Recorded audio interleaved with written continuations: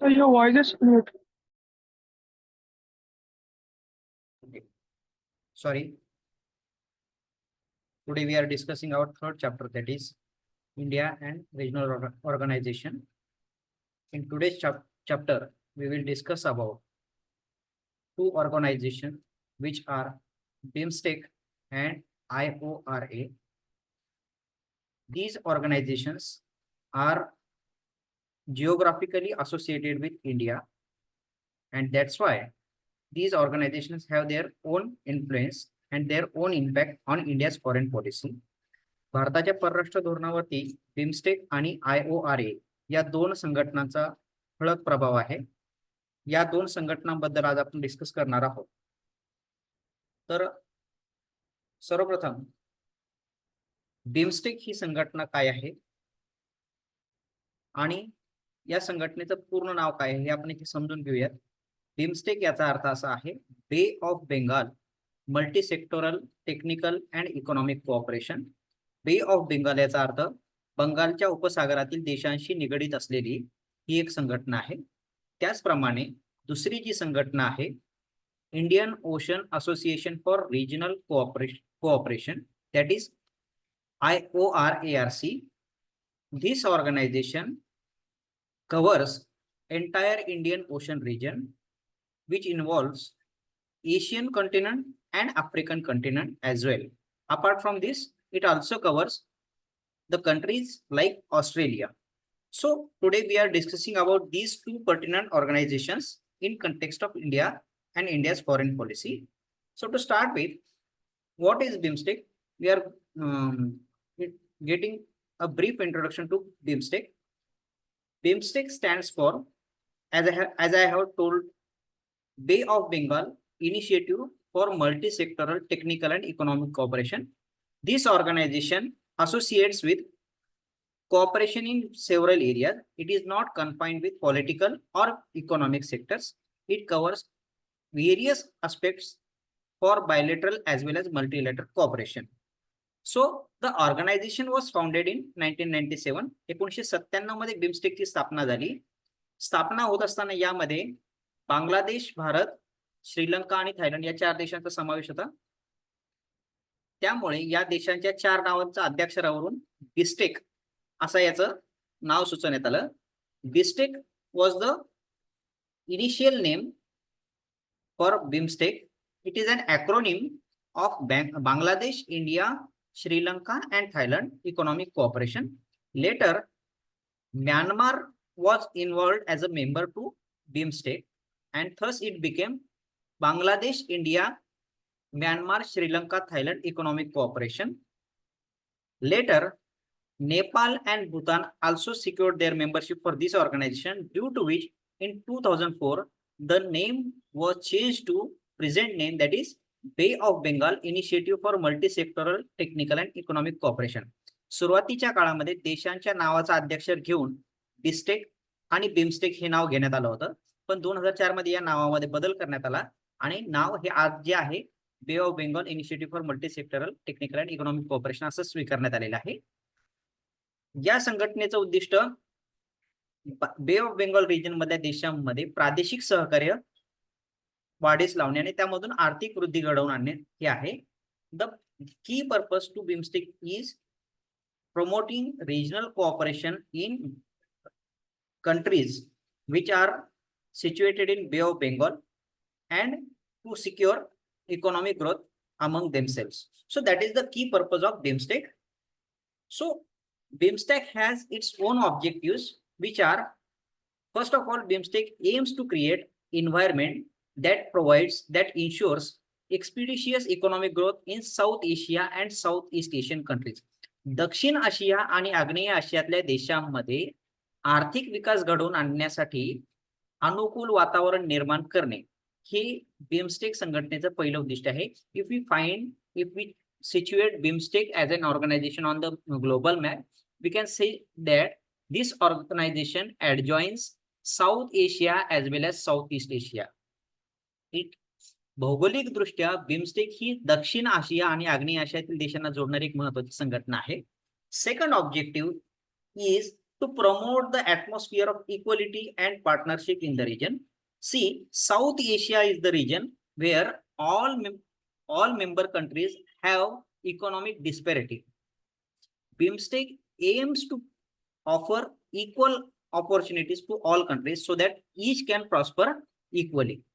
बिमस्टेकच्या माध्यमातून दक्षिण आशिया क्षेत्रातील देशांमध्ये जी विषमता आहे ती दूर करण्याचा प्रयत्न करण्यात येणार आहे. तिसरं उद्दिष्ट जे आहे, third objective is to ensure dynamic and mutual cooperation especially in the area that are common interest to member state. सदस्य राष्ट्रांमध्ये समान हितसंबंधाचे जे मुद्दे आहेत त्या मुद्द्यांवरती या देशांमध्ये सहकार्य वाढीस लावणे हे बिमस्टेकचे महत्वाचं उद्दिष्ट आहे.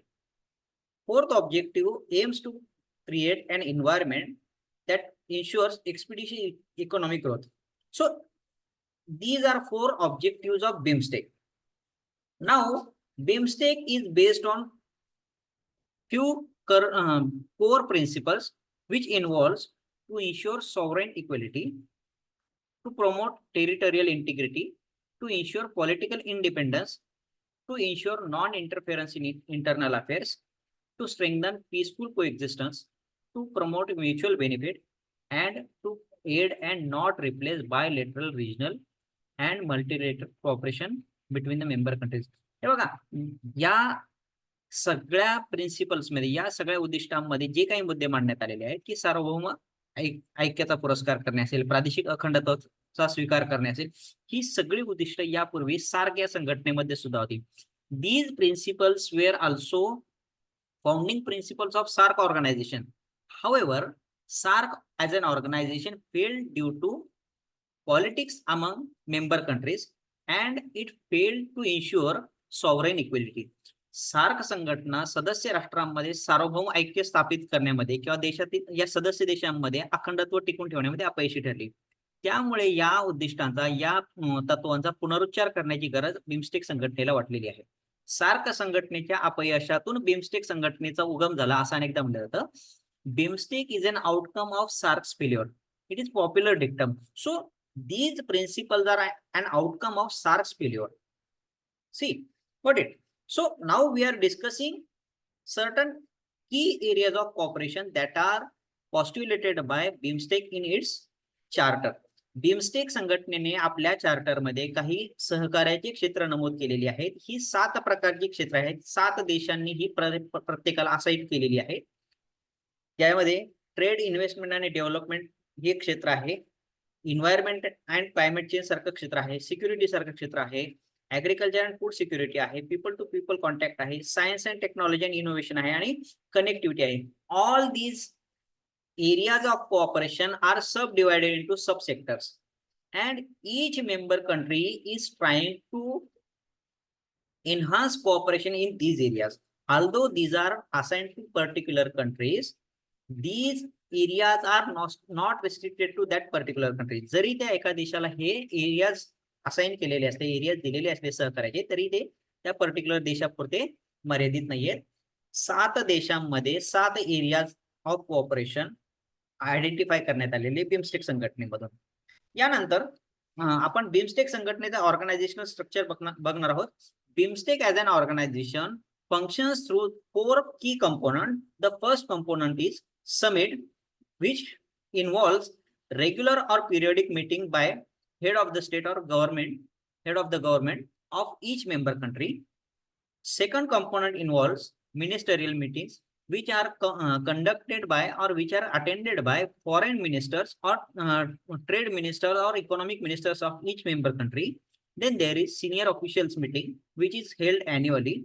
And lastly, there are few technical committees and working groups. SAARC संघटनेच्या कामकाजामध्ये या 4 घटकांचा अत्यंत महत्त्वाचा समावेश आहे. सार्क संघटना एक यशस्वीपणे काम करण्यामध्ये या 4 घटकांनी महत्त्वाची भूमिका पार पाडल्याचं आपल्याला दिसून येतं. So there are few issues or there are few points which declare that SAARC BIMSTEC as an organization has succeeded over the period of time. Why we can say that BIMSTEC has achieved its success? There are key parameters. First of all, BIMSTEC has succeeded to establish its own free trade area framework agreement. SAARC as a regional organization in South Asia or ASEAN as a regional organization in Southeast Asia could not successfully establish a free trade framework agreement in these member countries.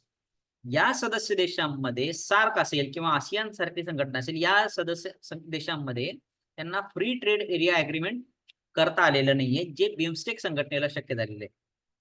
Secondly, BIMSTEC has succeeded to launch several transport connectivity initiatives.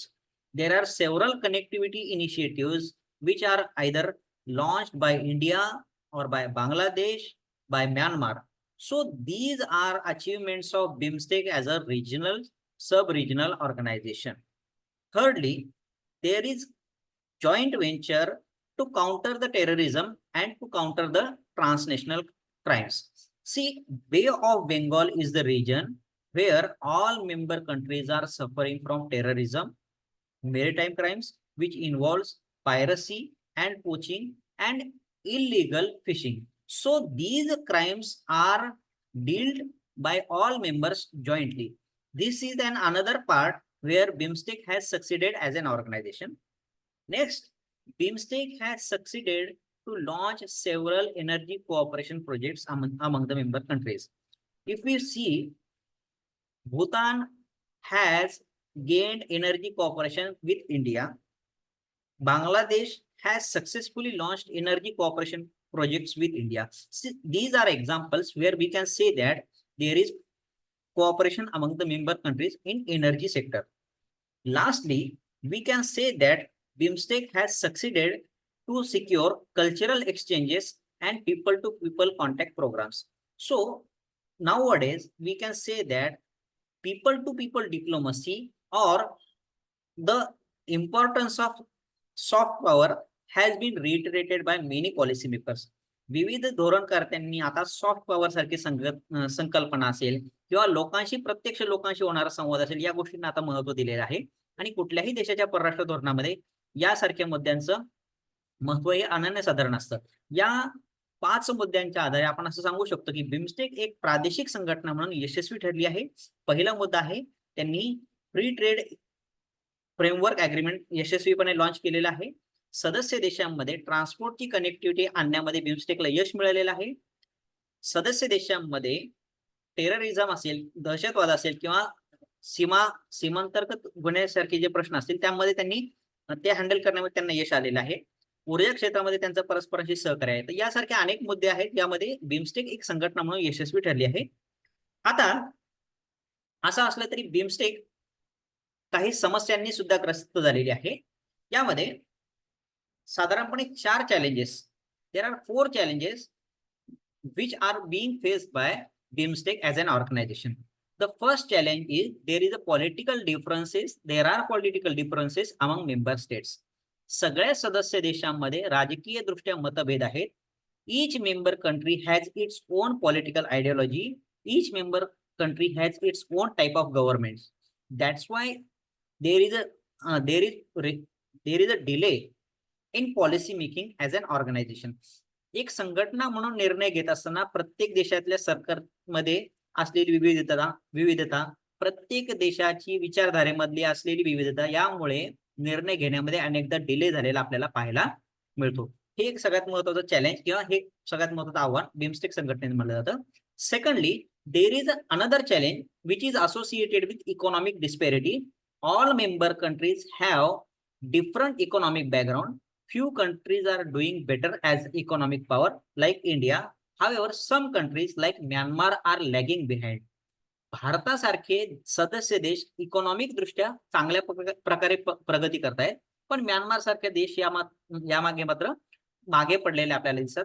यातून आर्थिक विषमता दिसून येते आणि यामुळे BIMSTEC एक संघटना म्हणून पुढे जाण्यात मागे पडलेली आपल्याला दिसून येते. Thirdly, there are few issues associated with infrastructure and connectivities. See, BIMSTEC has launched several infrastructure and connectivity projects.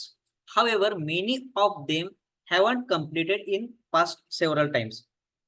कित्येक कालावधीपासून वेगवेगळे जे प्रोजेक्ट त्यांनी सुरू केलेले आहेत हे प्रोजेक्ट सक्सेसफुली पुढे जाऊ शकलेले नाहीत, हे एक महत्वाचं याच्यामधलं आव्हान मानलं जातं. त्यानंतर there is an issue of funding and resource allocation. BIMSTEC as an organization have scarce funding and there are very few resources allocated to it. There are funding issues to run BIMSTEC as an organization. There is no permanent staff for BIMSTEC at its secretariat. बिमस्टेकच्या सचिवालयामध्ये permanent staff नसणे किंवा BIMSTEC संघटनेकडे स्वतःचा निधी उपलब्ध नसणे यासारख्या इश्यूमुळे BIMSTEC संघटना पुढे काम करू शकलेली नाहीये, हे आपल्याला याच्यामधून सांगता येईल. आता यानंतर भारताचा बिमस्टेक मधला जो भारताचं जे स्थान आहे ते नेमकं कसं आहे, तर यासाठी आपण दोन मुद्द्यांचा आधार घेणार आहोत. We can identify India's situation और India's place in BIMSTEC through following these 2 points. First of all, we will discuss about India's strategic interest in BIMSTEC. See, India has its own strategic interest in BIMSTEC for 4 reasons. First of all, India wants to secure or India wants to enhance its regional connectivity with South Asia and Southeast Asia. And BIMSTEC is an best way to secure regional connectivity. प्रादेशिक दळणवळण वाढवण्यासाठी BIMSTEC हे एक चांगलं साधन मानलं जातं. दक्षिण आशिया आणि आग्नेय आशियातील देशांशी रोड असेल, रेल असेल किंवा मेरीटाईम म्हणजे सागरी माध्यमातून लिंक प्रस्थापित करण्यासाठी बिमस्टेक एक चांगलं साधन भारतासाठी मानलं गेलेलं आहे. Secondly, BIMSTEC allows economic integration and it offers trade and investment in the region by India.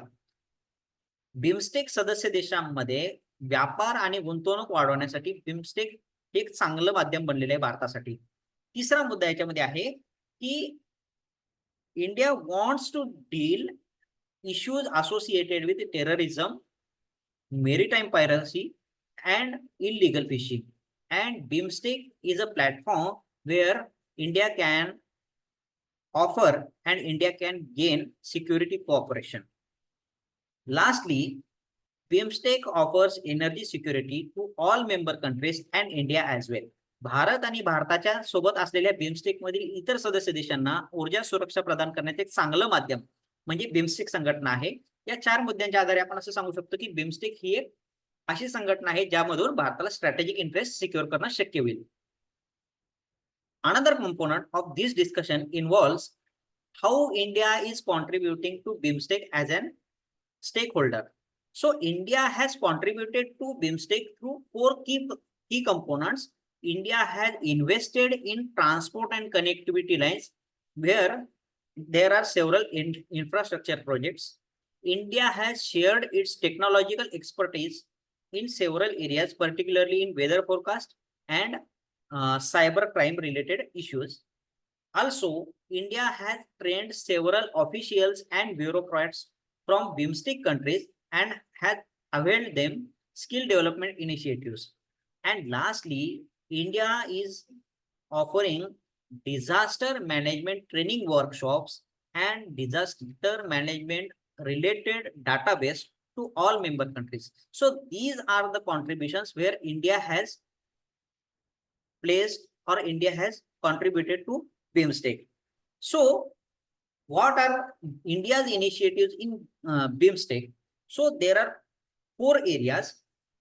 First one is there is Kaldan Multimodal Transit Transport Project. Kaldan Multimodal Transit Transport Project जो आहे यामध्ये भारताने गुंतवणूक केलेली आहे आणि हा भारताच्या दृष्टीने एक महत्त्वाचं योगदान मानलं जातं BIMSTEC संघटनेसाठी.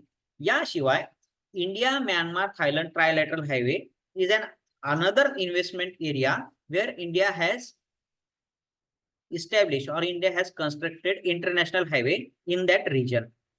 Also, as I have stated earlier, there is energy cooperation. There are few energy cooperation projects and there are cultural and educational exchange programs which are conducted by India. So these are few areas where India has contributed or India has initiated through BIMSTEC as an organization. With this discussion, we are moving to our another organization, that is Indian Ocean Rim Association. यानंतर आपण IORA या संघटनेकडे वळणार आहोत. It was priorly known as Indian Ocean Rim Association for Regional Cooperation, IORARC. सुरुवातीला असं नाव होतं, नंतर ह्या नावामध्ये बदल करण्यात आलेला आहे. आता हे नाव IORA Indian Ocean Rim association असं आहे. This organization was founded in 1997 and it was aimed to promote sustainable growth and balanced development in Indian Ocean region. Hind महासागर क्षेत्रामध्ये शाश्वत विकासाला प्राधान्य देणं आणि संतुलित विकास घडवून आणणं. हिंद महासागराचं जे क्षेत्र आहे, ही क्षेत्राची व्याप्ती ही साधारणपणे आपण जर व्यवस्थित बघितलं तर ऑस्ट्रेलिया पासून तर भारताचा दक्षिणेकडील भाग आणि आफ्रिका खंडाचा साधारणपणे आपण ज्याला पूर्वेकडील भाग म्हणू शकतो, असा पूर्ण रिजन इंडियन ओशनच्या भौगोलिक सीमेमध्ये येतो. या भागामधील सर्वच देश IORAच्या कक्षेमध्ये येतात. त्यामुळे ही एक मोठ्या प्रकारची संघटना आहे ज्यामध्ये भारताचं योगदान आहे. यामध्ये ऑस्ट्रेलिया, बांगलादेश, कोमोरोस यासारखे अनेक देश मेंबर स्टेट्स आहेत आणि काही डायलॉग पार्टनर सुद्धा याच्यामध्ये आहेत. तर ही एक महत्वाची संघटना आहे. 4 ऑब्जेक्टिव्ह या संघटनेचे आहेत. There are 4 objective. First of all, it discusses about economic cooperation and enhances the trade and investment in member countries. Secondly, it offers maritime safety to all member countries through ensuring secure and safe navigation. सदस्य देशांमध्ये हिंद महासागराच्या क्षेत्रामध्ये जे दळणवळण होते ते safe आणि secure पद्धतीने घडवून आणणे हे एक त्याचं दुसरं उद्दिष्ट मानलं जातं. Thirdly, it offers academic and scientific collaboration among the member countries. सदस्य राष्ट्रांमध्ये अकादमिक स्वरूपात असेल किंवा वैज्ञानिक स्वरूपात असेल या प्रकारचं सहकार्य वाढीस लावण्याचं काम IORA ही संघटना करते. And similarly, it offers environmental protection to member countries. सदस्य देशांमध्ये पर्यावरणीय संवर्धन, पर्यावरणीय संरक्षण वाढीस लावणे हे या संघटनेचं एक महत्वाचं उद्दिष्ट मानलं जातं. या 4 ऑब्जेक्टिव्ह वरती IORA ही संघटना काम करताना आपल्याला दिसते. IORA या संघटनेचे जे ऑर्गनायझेशनल स्ट्रक्चर आहे यामध्ये 4 महत्वाचे कंपोनंट्स आहेत. पहिला पार्ट आहे काउन्सिल ऑफ मिनिस्टर्स. ही एक डिसिजन मेकिंग निर्णय घेणारी एक महत्वाची बॉडी मानली जाते. Secondly, there is committee of senior officials. It implements policies and decisions which are taken by or which are conducted by Council of Ministers. Council of Ministers ने घेतलेले निर्णय जे आहेत ते कमिटी ऑफ सिनियर ऑफिशियल्स च्या माध्यमातून implement केले जातात. त्यानंतर तिथे वर्किंग ग्रुप किंवा कमिटीज आहेत. काही सदस्य देशांच्या काही अशा समित्या आहेत की ज्या वर्किंग ग्रुप म्हणून काम करतात. त्यांना पर्टिक्युलरली एरिया किंवा पर्टिक्युलर क्षेत्र त्यांना देण्यात आलेलं असतं आणि त्या क्षेत्रामध्ये त्या स्पेशलाइज एरियामध्ये त्या काम करताना आपल्याला दिसतात. आणि मॉरिशस मध्ये IORAचं सचिवालय आहे.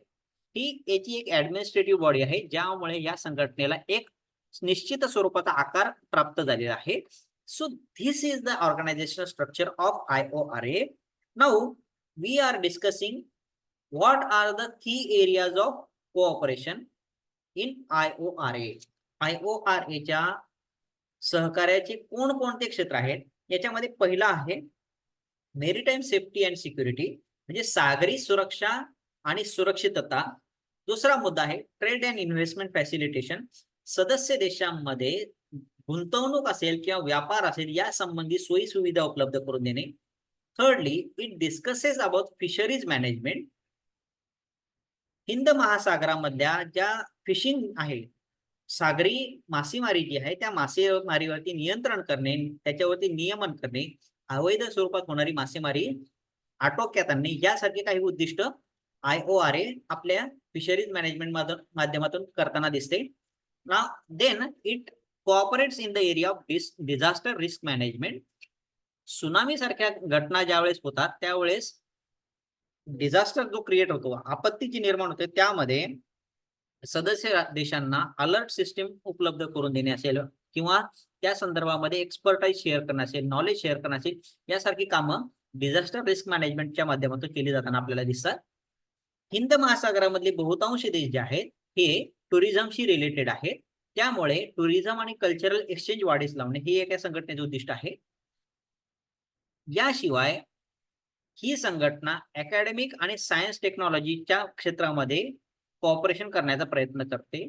आणि lastly, many member countries which are the member of IORA are dealing with our blue economy. Blue economy याचा अर्थ असा आहे, ज्या देशांची अर्थव्यवस्था सागरी उत्पादनांवरती आधारित आहे, मग ती मासेमारी असेल किंवा समुद्रात मिळणारं तेल असेल किंवा या सागरी क्षेत्रातून मिळणारं कुठल्याही प्रकारचं उत्पादन असेल, त्या उत्पादनावर चालणारी अर्थव्यवस्था म्हणजे ब्लू इकॉनॉमी आहे. तर या सगळ्या क्षेत्रांमध्ये सहकार्य प्रस्थापित करणं हे IORAचे एक महत्वाचं उद्दिष्ट मानलं जातं. आता एक संघटना म्हणून IORA यशस्वी ठरली आहे का? If we discuss if IORA has achieved its promises or if it has achieved its success, then we can say yes, IORA has succeeded to launch its Concord and Action Plan. गेल्या काही कालावधीमध्ये IORA ने एक आपला स्वतःचा कृती कार्यक्रम, ज्याला आपण ऍक्शन प्लॅन म्हणतो, तो डिझाईन केलेला आहे आणि त्या पद्धतीने तो इम्प्लिमेंट करण्याचा प्रयत्न केलेला आहे. IORA has declared its declaration for blue economy countries. IORA Blue Economy Declaration, through which there has been a ban for illegal fishing. There has been ban on illegal marine excavation and similar illegal activities. Also, IORA provides maritime safety initiatives. There are joint exercises among the naval forces of member countries. सदस्य देशांच्या नेव्हीमध्ये वेगवेगळ्या प्रकारच्या सैन्य कवायती होतात, ज्या माध्यमातून सागरी क्षेत्रामध्ये सेफ्टी प्रोव्हाइड करणं शक्य होतं. याशिवाय भारतासारखे देश disaster risk management workshop organise करतात. India has established its own disaster management centre in Gurgaon, which provides alert system to its member countries.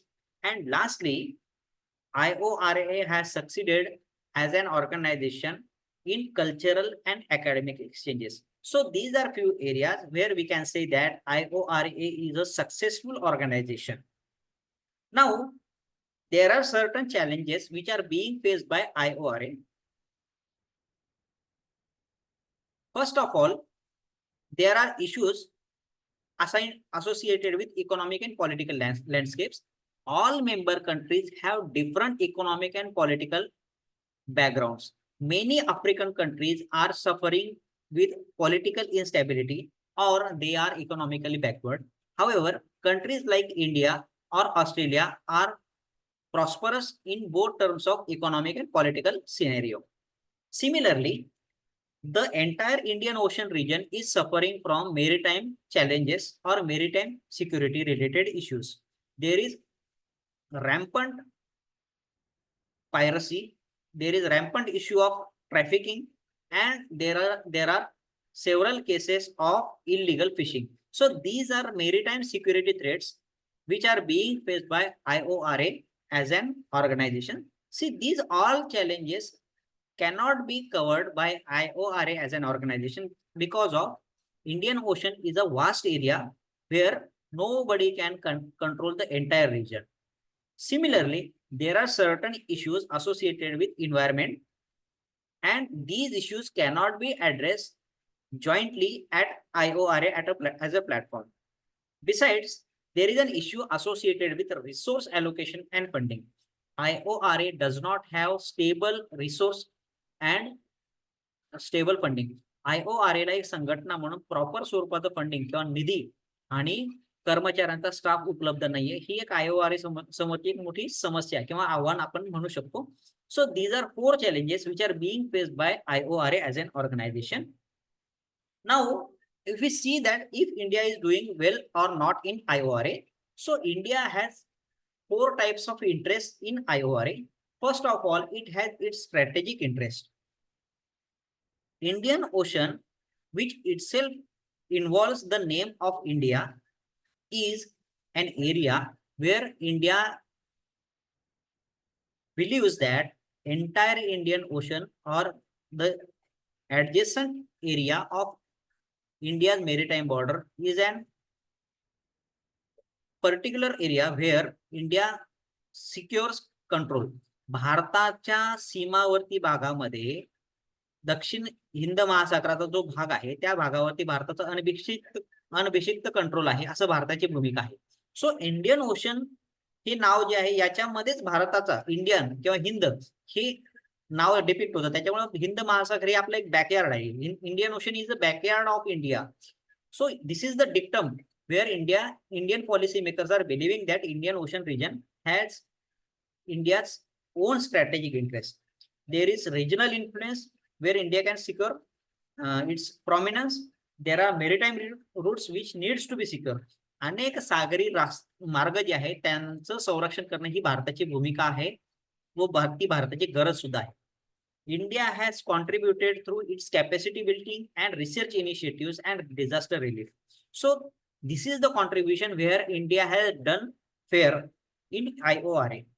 Apart from this, India has launched several blue economy projects and maritime security collaboration through IORA. And lastly, in 2015, India's Prime Minister Mr. Narendra Modi launched Sagar program. Sagar stands for Security and Growth for All in the region.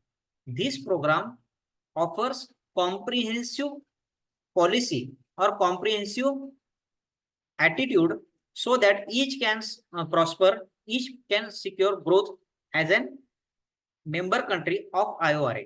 IORA संघटनेचे सदस्य म्हणून प्रत्येकाची समान वृद्धी झाली पाहिजे, समान विकास झाला पाहिजे हे उद्दिष्ट IORA संघटनेनं ठेवावं अशी भारताची भूमिका आहे. आणि त्या दृष्टीने सागर हा उपक्रम भारताने 2015 मध्ये त्यावेळेसचे पंतप्रधान नरेंद्र मोदी यांनी डिक्लेअर केलेलं आहे. तर हे भारताचं महत्त्वाचं योगदान आपल्याला म्हणता येईल, ज्या माध्यमातून IORA मध्ये भारत चांगल्या प्रकारे भूमिका पार पाडत आहे असं आपण सांगू शकतो.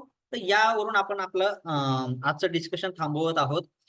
तुम्हाला काही प्रश्न असतील तर तुम्ही मला विचारू शकता. काही इश्यूज असतील तर आपण याच्यावरती डिस्कस सुद्धा करू शकतो.